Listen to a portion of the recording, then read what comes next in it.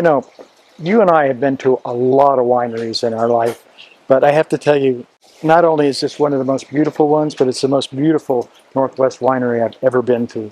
We haven't even tasted the wines yet. Mine also. Look where we're at. It's amazing. We're in God's country. I know. You know, it's the colors, the greens, the reds, the roadies. Yeah. It's something else. It has impeccable taste. Right. And speaking of the man. Well, welcome to Camaraderie. I'm sorry that the weather's not quite so pretty as it was yesterday. Well, but I'm glad you could be here. Who ordered this weather? Well, I don't know. It's, my wife ordered the better weather yesterday. Oh, okay. I probably fell down on all that. But welcome to Camaraderie. We've been here for 30 years. I know. And we were just named the Heritage Winery of the Year by Seattle Wine Awards, which is pretty darn neat, considering there are 1,000 wineries now or so, and we started in the first active 50. Yeah. So, and we're bonded Winery 185, and now they're moving into 2,000 and something or other like that. So, well, welcome. Let's get out of the rain and taste some wine. But I gotta take a look over here. Okay. You are not a man of many talents. You sculpted this, didn't you? I did. There are a lot of sculptures here that I've done over the years. That's from a glacial erratic. I'm a geographer by background, so I think that's sort of cool. But I have nice pieces of jade and some other things around here. But the one I'd sort of like to show you right now, given the world situation, is I just carved what I call a Ukrainian war memorial. It's the war's not over, but we need to remember those folks over there. Yes, we do. The sunflowers there are their national flower, and the Ukrainian Orthodox cross is something there. And an interesting thing is that little slanted part on the very bottom really represents justice. And I'm hoping that we'll have some justice in this thing altogether. But the chaos and the violence on the right side with the Ukrainian cross and the wheat fields around it is sort of emblematic of our situation and the fact that camaraderie is connected to all parts. In fact, this is an interesting thing, that some of our barrel makers in France, their hoops are coming from the Ukraine. Really? And so we're connected in so many different ways. How would you ever think about that? But let's keep moving along here out of the rain here. Take a look in the wire. Okay, let's go do that. Barrels are a major part of our traditional way of making wines, but the barrels have to be well treated afterwards. I treat them very well. I often hug them. But our barrel regime is really important for us. After bottling, the barrels have to be very well washed. They have to be where they're right now, sulfured right now. But that's why these little Dixie cups are on here to keep the sulfur in there, which is very important to keeping the barrels sweet. But we have a major investment in barrels of all different sizes. We can talk about that a little bit later if you'd like. But here's an example of some of the barrels we are working with. As an example, this is an American oak barrel made by Canton. MT, there's always a code that goes along with the barrels. MT is medium toast. The heads are toasted heads, and the oak was aged itself before even being made into a barrel for 3 years. So that's a long time. There's a quality kind of a stamp up here to say that it's all been certified. That's in contrast, not in contrast, but in comparison to Millet, which is a French oak barrel. This speaks to, well, why do we use different barrels? And we'll talk about that in a little bit if you'd like to. Sure. But barrels we treat them very well. They're, the better part of €1,000 per barrel. And the way in which we treat them as well, which is very nice. There are a lot of folks that can tell you that there's many other ways of aging wine to perfection that don't need oak. But our tradition is very much using the oak as it was originally intended, if you will. And I don't think there's much quibbling about the quality that brings to the wine. And it's a 2-year oak aging process for us, or nearly 2 years. Yeah, so it's a long time, but we can talk about some other things. But I think Amy has something to say too. Well, that sounds awesome. Let's listen to Amy. Yes, this is it's our newest addition to our tank and barrel regime. This is the Egg and Ox. This is the only one in Washington State, and we reintroduced our Sauvignon Blanc this year. Don hadn't made any for 20 years. Wow. And we taste, you'll get to taste it later, I think. But it went so well, and we really enjoyed the process that we got this specifically for that purpose. The idea of the egginox is that the lees are in constant motion, so they're continually adding flavor and body to the wine as it ages in the egg, because it never stops. So they're submerged all the time, the lees, as opposed to floating on top and getting punched down once in a while. Right. Oh. So it's kind of a convection process. So as they fall down, but because the bottom is rounded, they don't settle. They go down the side and come back up, and continually add their flavor back into the wine for a really bright, crisp, lovely Sauvignon Blanc. Probably a little bit of softness and silkiness too. Absolutely. Yeah. Well, how much does this hold? 1,000 liters. Wow. So we'll use this for our primary fermenting vessel for the Sauv Blanc, but we'll also put enough into a nice oak barrel that's going to help mellow out some of that crispness over time as well. Nice. That's exciting. It's a lot of fun, and it's a lot of fun to kind of just go out and have people go, wow, what is that? Yeah, it's very cool. Yeah. Talk about barrels. This is your barrel room. Tell us what we got going on. Well, this is one of our utility rooms. I think we do fermentation in here. We do barrel aging here for the better part of a year. The tanks get refilled for when we do bottling. All the barrels that you see here almost represent the 2021 vintage. We are working with a wide range of oak, as we were talking about just a little bit ago, and also that not only includes different kinds of American oak or French oak or Bulgarian oak or whatever, but also different barrel sizes. Also different ages of barrels. Some folks will use all new oak all the time.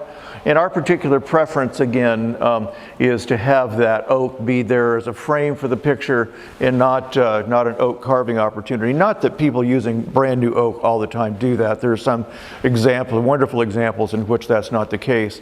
Somebody might be listening, they're saying no. But each forest of oak really has its own terroir. Yes. So whether that's Bulgarian oak or whether that's a different forest of France, whether that's in American oak, whether that's from Minnesota or Missouri or wherever, the latitude has a difference, the soil has a difference, and then the cooperage has a difference too. And we've gotten to know our cooperage brokers very, very well, and they become advocates for us, meaning to really help us try to hone our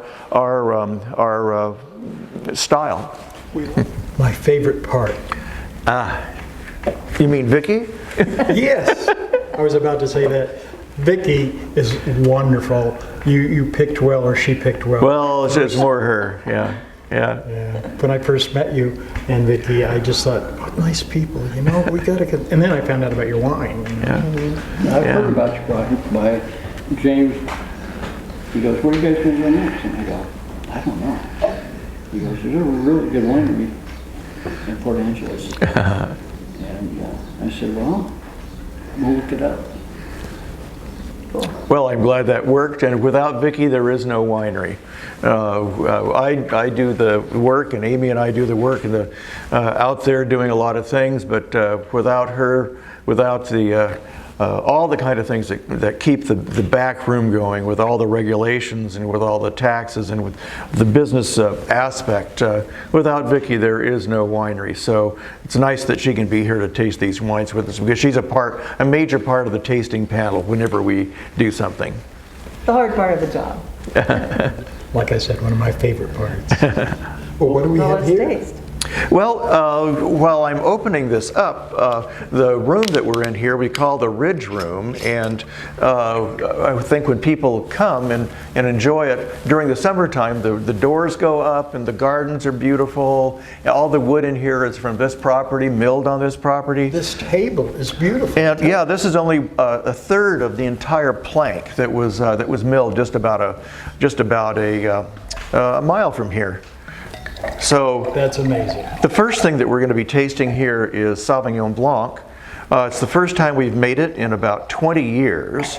Not that we don't love Sauv Blanc, it's just that for smaller producers it becomes a little bit more of a pain than what I like. But I'm so fond of Sauv Blanc as a wine to go along with our Northwest shellfish especially. And with Bordeaux, Sauv Blanc is one of the primary wines of Bordeaux, along with Semillon, of course. But I love the aromatics, and what Amy and I have done with this over this last year is, frankly, a little bit of an experiment we're pretty happy with. Oh, the nose is beautiful. Beautiful nose. I was going to say something about a beautiful nose being hand-picked, but that's probably not the thing to say. So. Nice. But sorry. Nice acidity. In the nose, you get this melon and maybe Meyer lemon, and it's all kinds of wonderful flavors. But I did not expect this beautiful crisp acidity in this. This is Well, the nice. reason that we have, that's where we're going, and as Amy was talking about that Eganox thing, the bulk of it is steel fermented that does not go through malolactic fermentation, so that malic acid is really quite bright and residual. Then we have a very limited amount of Sauv Blanc barrel aged in Surly, classically, that you would do with a Chardonnay when it's not overdone. And that did go through malolactic. So you put them together and you end up with a little bit of that creaminess, call it creaminess, or just sort of just a touch of oak, but the predominant is that beautiful crisp acidity that you're talking about. I love it. And it's still going on in my palate. I mean, this is complex wine. Well, and the nice thing about Sauvignon Blanc from Washington is you taste some really nice fruit things, like you were mentioning fruits like melons or pears or even apples sometimes, because of where it's grown. And it's way different than a New Zealand or Australian Sauv Blanc, which are really popular. But we love the fruitiness of Washington Sauv Blanc. That's basically for the summer season and for shellfish.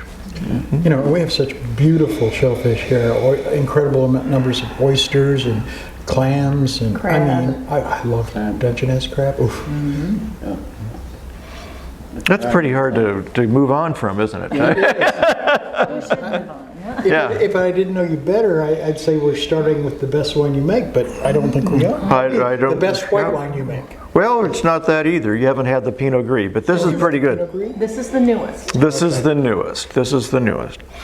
But anyway, darn it, I hate to put that away, but it's a nice wine. This is Cabernet Franc, gosh, this is the 18 Cab Franc. Our Cab Francs, as we were talking a little bit about before, I try to have as varietally correct, in my view, as possible. In meaning we should not try to make Cab Franc into Cabernet Sauv light, because it's not. It offends them both. It's just. I have to tell you, there's a lot of people that aren't making it the way you are, because I've had so many Cab Francs that were just one-dimensional, disappointing, green bean, I mean, all kinds of stuff. This is beautiful. I'm always surprised by the color. I thought it would be darker and richer because it's so full on the palate, but it's beautiful. Well, Cab Franc is increasingly grown throughout the state, and the AVAs in which it's coming from are really quite distinctive. The Cab Franc that we have here is from Horse Heaven Hills again. We are very, very fortunate to have some Cab Franc coming from Weinbau on the Wahluke Slope. That is a bigger, richer kind of wine, and that'll probably end up being sort of a reserve style sometime in the future. But in the meantime, I like blending a cooler climate and a warmer climate to have just a beautiful balance of what it can be. Again, I'm trying to make it as something that is very approachable, very drinkable, very food friendly. It goes with everything. I think I like Cab Franc with salmon like I like Pinot Noir with salmon. Yes. There's enough berry, there's enough fruit, there's other kind of things. And with the salmon, whether it's summer with a fresh fruit salsa or whether it has a berry coulis, it goes really well. Very versatile. I love this wine, and I mean, it's got beautiful fruit, it's got a nice core of acidity, but the flavors, I mean, wow. This is one of our most popular wines. I think right. because not everyone loves a big Cabernet, but it's a really approachable red wine for folks who are just kind of learning about red and getting into that category. And it's sometimes surprises them. They're like, I didn't think I liked red wine. Right, But- I agree, yeah. This is one of Well, what those. do you know? This is one of those. And I think this is an example, again, of wines that we want to have go with the meal and not opening the mail. I like opening the mail with any kind of wine, but a lot of people will, given the statistic, and you would know this too, that 85% of all wines are bought and consumed in 90 minutes, and a lot of that is opening the mail. And so you get a variety that need not be named, but it might come from Australia or some other larger winery around, and they're very good for what they are, but they may not hold up to the meal, whether that's a hamburger or a chili or a marinara. One of the things that we talked about briefly before is that whatever region that we're making wine or is growing wine, that if it includes Cabernet Sauvignon, the rest of the region is judged by how well they do Cabernet Sauvignon. It's true. Our cabs have been doing really well. Our Cabernet has been, we've been very fortunate to get some excellent vineyard partners. Currently, our sources of Cabernet Sauvignon are Snipes Mountain with Newhouse, Nice. and also Dionysus. Dionysus So they're both really quite distinctive. I'll call it not generic, but our everyday, I hate to even say that, but our cab that's not reserve is generally a blend of those with about 15% or so, I think, Amy can correct me, about 15% Merlot, which is a classic, again, left bank approach.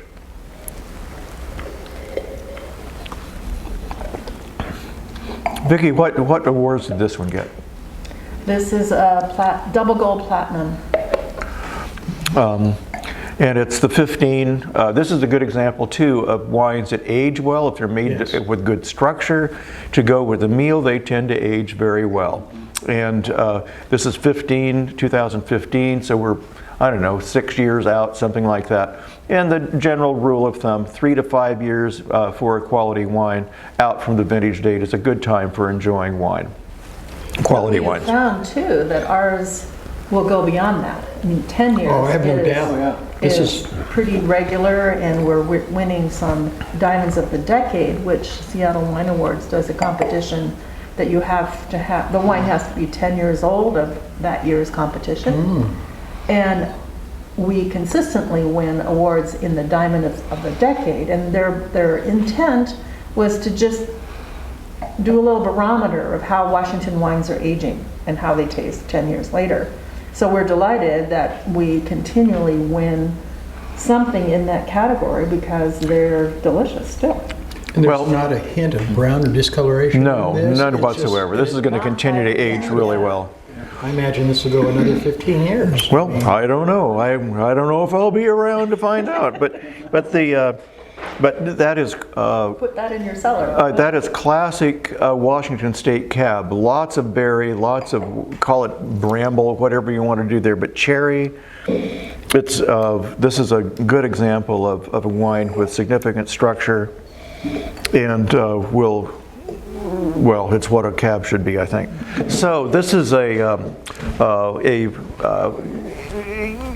a Bordeaux blend, if you will. This is one of our examples of one of the community partners that we have. We've been making wines to support the Olympic Medical Center Foundation, our symphony. We're the smallest community in the U.S. to have a full symphony. We made a wine for them called Rhapsody in Red.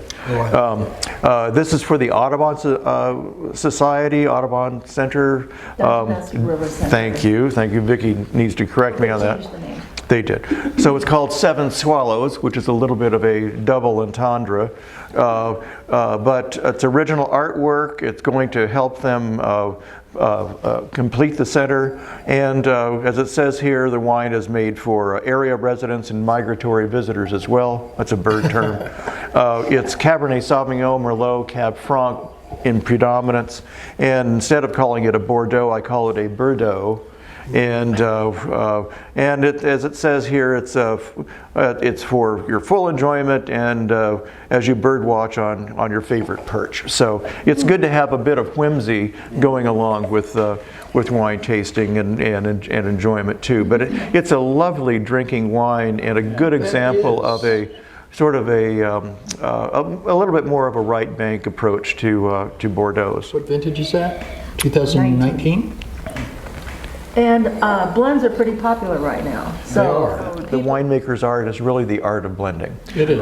So 25% of the wine doesn't have to be that particular variety. So what is that? You can start asking your questions. And then also, with the barrels, are they brand new barrels? Are they French oak barrels? Are they a combination? Why did they do that? Not to be fussy about it, but the winemaker's art is, in fact, I've done a seminar before on palate and palate, the art of winemaking. And so it's sort of interesting to be able it's like cooking. Good cooking is always the art of that blend of spices. And when you're doing it right, it's the same way with winemaking. Couldn't have said it better myself. Agreed. I can't pick a favorite. Well, that's good. Now, we love that comment when folks come and they do a tasting, and we usually have 4 to 5 wines open on the tasting panel. And people really don't expect that they're going to like all of them. And we're the same. I mean, we go visiting other wineries and we hope we find something that we like, or several. But many times people have that comment, I just don't know. I love them all. that's a great compliment. And we love that, yes. So if people want to come see you and taste your wines and visit you, when can they do that? As often as they'd like. Actually, we're open Friday, Saturday, Sundays during the summer season. We try to be open as much as we can be by appointment as well. People are traveling through the area a lot, and we live here. We try to be open as we can be, but the fact is that we do live here, so we do try to limit it. But appointments are welcome as is mutually available, so to speak. So, Do you have a wine club? we do have a wine club. It's a significant wine club, and we've had one now for multiple years, and it's been growing significantly to the point in which probably in a few more years we'll have to be cutting it off because we are small as a wine producing winery, as a business, and this is our 30th year, and we have already tried getting big, and it's not nearly as fun. and our wine club people really appreciate the grounds and appreciate the quality of wines and the experience that they have here. Well, I Bigger guess is not always greater. it's true. Well, it's not. When you have a golden pear like this, you polish it. Yeah, And there you polish go. it again. There you go. This wine Grenache is my favorite. Ah, I there am you a go. huge Grenache fan. But let me talk about this Grenache here for a minute. It's from a relatively new vineyard for us, now called Knox Road. and they specialize in and focus on Rhone varieties.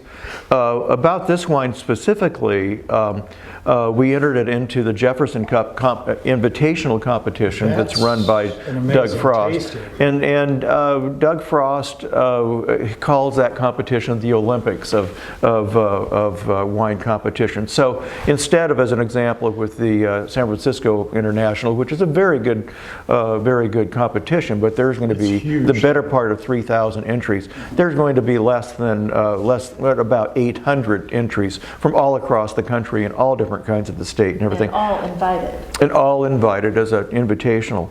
But anyway, the top medal of all of them is called the Jefferson Cup, and this was the only one awarded in Washington State this last year, which we're proud of, because the other wineries that were competing that were invited from Washington are some folks that you would very much recognize, and we're still a little winery out here on the peninsula, and we're proud of the fact that we can hold our own with anybody. Oh, you can. You can. I mean, what we've had today has been And I love Rhone varietals, but I still won't pick a favorite.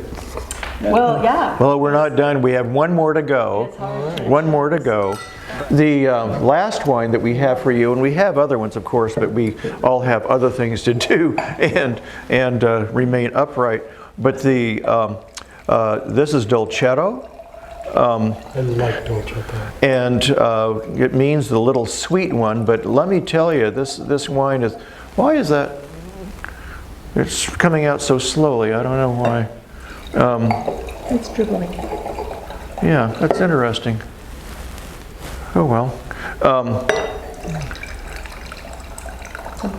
I think there's something plugging that up. Would you stick your finger in there, Nadine, and see? We got it. We got it. We have enough. Yeah. Our wines, by the way, do throw quite a bit of tannin. They are lightly fined. They are not over filtered. So there can be, like falling off a cork, there can be throwing. So Dolcetto was the wine of the Italian Piedmont area. It goes along with some of the characteristics of a Barbera, some of the sort of the more rustic varieties.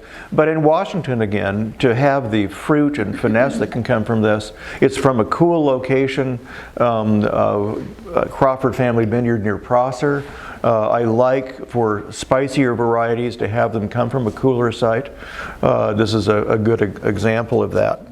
And it's also the example, too, we were talking about it before, of making this wide range of wines, but each of them very distinctive and, I believe, varietally correct, and again, homage, rather than just an emulation thing. But we do everything here but grow the grapes.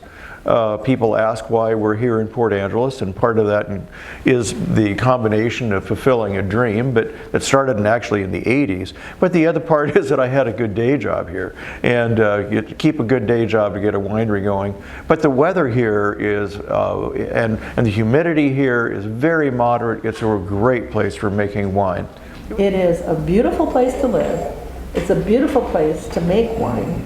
Because of that climate, we don't lose much by evaporation. We don't have to over cool the buildings or heat the buildings. Right. It's very moderate, and so all of our businesses that we favor around the peninsula have that same thing. It's just a great place for.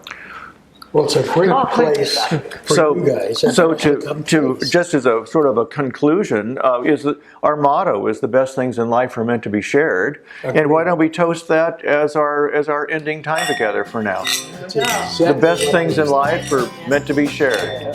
There you go.